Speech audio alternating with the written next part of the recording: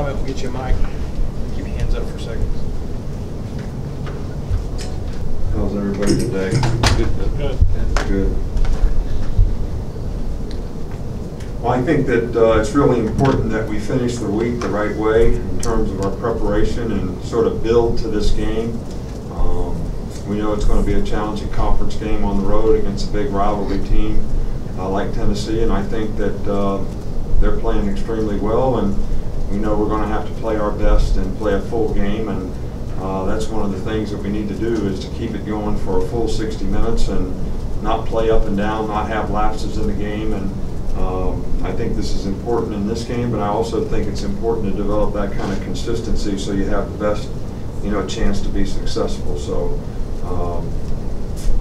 I think in rivalry games like this, people are always going to ask, how did you do against Tennessee?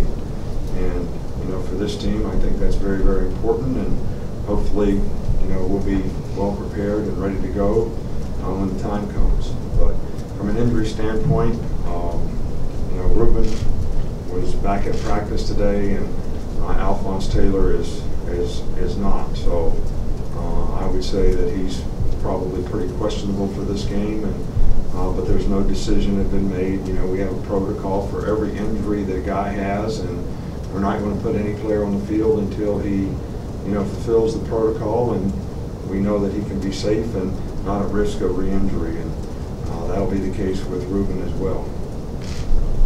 We'll start over here with Saban. Coach, on Minka's interception return, do you still talk to a player about returning it that deep, or does he kind of get off the hook since he scored?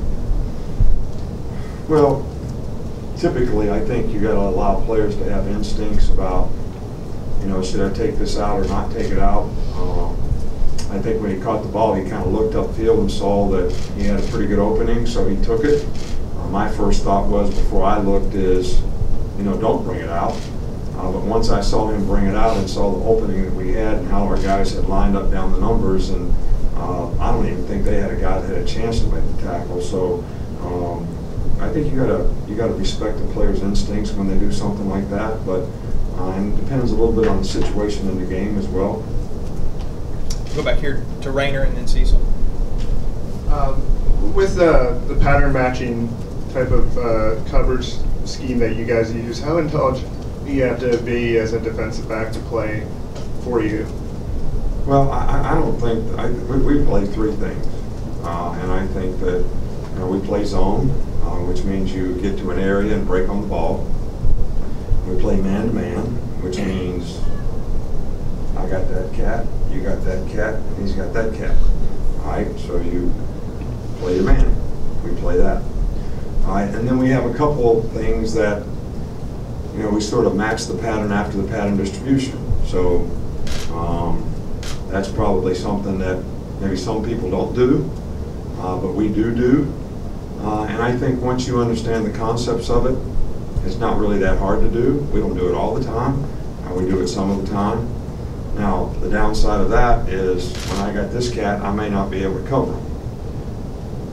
The good news about the other thing is that the player you have is going to come to you, but we can't control what player you get. So a linebacker could get on Jerry Rice.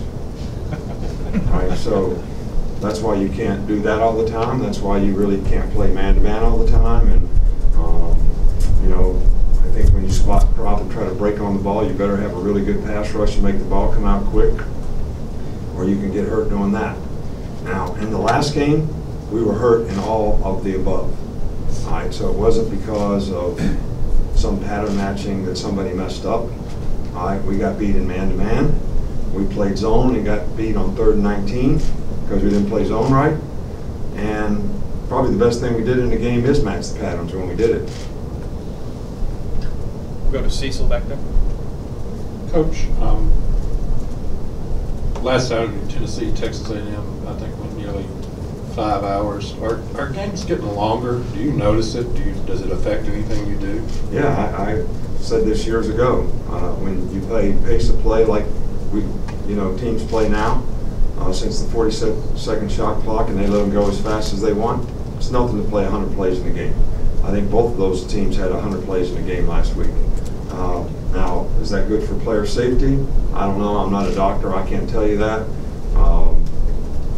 You know, it just seems to me like the more plays you play, the tighter you get, the more susceptible you might be to get hurt. So, but I don't know that for a fact. Now, there's things that we can do to probably shorten the game, whether we don't stop the clock after first downs, whether you stand over the ball for a minute, just a second, and not go at warp speed where the other team can't even get lined up.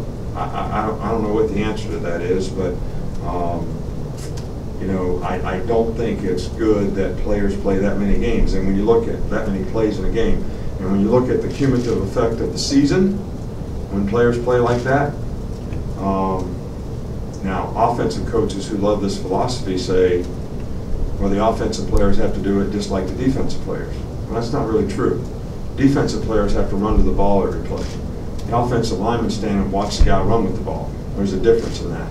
Right? And there's a difference in what the receiver does. If he's backside, he can take a play off or whatever. You can't really do that on defense. So, you know, I think there's potential for a lot of plays to be in this game. I think your defense was on the field 50 plays against Arkansas in the second half. In the second half. But Well, but that's twofold. You know, that's partly our fault. A, we don't get our, you know what, off the field on third down. All right, and the second thing is you got to keep the ball on offense, which we had the ball for 17 plays. You know, I talked about that on Monday. You know, first play we fumbled. All right, we get an interception back. We go 4 plays and score, which we fumbled in that drive 2. We go 3 plays. We go 2 plays and throw an interception. We go 3 plays and out. We go 5 plays and out. We go 3 plays and out. That's our second half. All right, and when you're ahead in the game, you got to be able to control the game, all right, on both sides of the ball, and we didn't do that. Come back over here to Aaron. How does Bo Scarborough coming along, his progression be a total overall running back, blocking, carrying the ball, all that? Good. He's doing a good job. We're you know, he made a nice run in the last game for a touchdown, and I think he's getting more and more confident, and I think he's going to be a factor for us before this season is over. Here in the middle, Michael. What's the message to a player when fumbles become contagious? Does it become a confidence issue at a certain point? Well, what we talk about is, you know, there's a technical way that you're supposed to carry the ball. When guys don't carry the ball that way, they're going to be more susceptible to fumble. And you know, when Damian Harris fumbled, he got popped, you know, hat right on the ball. When our Darius Stewart fumbled, he was not carrying the ball correctly. So he's going to be more susceptible to fumble, especially when people come from behind, because they can punch it or strip it if you're not carrying it right. So, you know, it happened to Texas A&M's running back in the last game on the 2-yard line. So these are technical, fundamental things that you try to work on and correct. That's what we do. And players have to have confidence if they do things correctly, they're going to minimize their chances of having bad things happen. In the back with Tom. Obviously, you know what it's like to, for lack of a better term, bring an SEC program back. With that in mind, how would you characterize the job that Butch Jones has done at Tennessee? And do you take any, when you do something like that, is it possible to take any satisfaction in bringing a program back that has that kind of interest? Well, I think Butch Jones has done a fabulous job there. I mean, these guys had a really good team last year. They finished the season strong. I don't know how many games they went in a row, 12 or 13 or 14 or whatever it was, from last year to this year. That's pretty strong. The only loss they have is to a top 5 or 6 team in the country. And they certainly weren't that way when he took the program over. So it's doing a good job of developing players, doing a good job of recruiting players, and you know, they do an outstanding job, and I think Butch has done an outstanding job there. And but probably like all coaches, when you say, do you take satisfaction? I don't take any satisfaction in anything that we've done here, because I'm just worried about winning this game. So pretty slippery pole from the penthouse to the outhouse when you're in this business. So you don't take satisfaction. You don't take satisfaction. That's what causes lapse in games. You take satisfaction when the score is 42-17, and then you go out there and get your ass kicked in the next series. So you can't take satisfaction. You got to keep on grinding. You know, that's what competitive people have to do, and that's what competitors do, and that's what you have to do in this game. 2 more, Mark, and then Alex. Yeah, with the concussion protocol specifically, is there a certain number of things a player has to do by a certain time that you or the medical staff wants to see? Look, I got nothing to do with it, all right? I'm not a doctor. I'm not part of the medical staff. I never determine whether a player plays or doesn't play. All right? And there is a protocol, and there is a number of things that a player has to do.